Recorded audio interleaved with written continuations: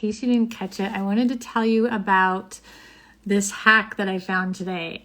It was so amazing. I'm starting to use ChatGPT a lot more and recognizing like different ways to use it. And so today I thought I would love to have a Thanksgiving themed Mad Libs. So I said, please make a Thanksgiving themed Mad Lib for a 10-year-old boy. I want to make sure it covers nouns and verbs and adjectives.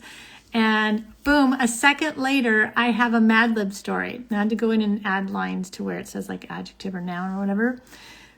I copied it, put it in Google Docs, printed it, and I used it like 3 different times today with 3 different students. It was so great. So on the first hand, like when I'm interviewing the child, it allows me to ask them and to talk about what a noun is, and then they have to give nouns.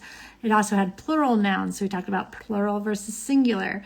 Then there were adjectives and verbs and animals, but I got to practice parts of speech with the kids, and a lot of them didn't know the different parts of speech. So that was great. Then they were hilariously uproarious stories. And so once we read them, the kids are cracking up. They want to do it again. Read it again, read it again. And I was like, okay, now it's your turn. You ask me for a noun, adjective, and whatnot.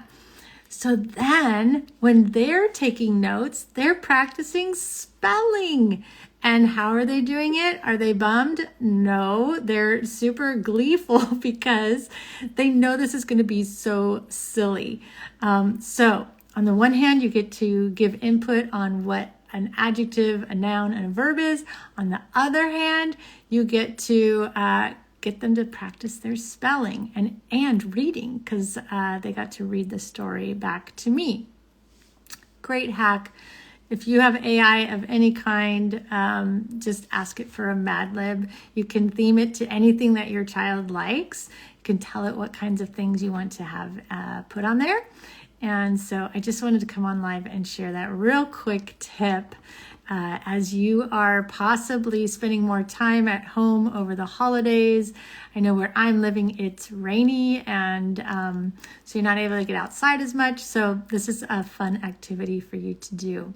If you haven't yet, I've also been sharing my free Thanksgiving game, I Spy A to Z. This game is great for all ages. We played last year with 9-year-olds up to 84-year-olds, I believe my mom was. Shouldn't tell her age. Anyway, maybe it was 84.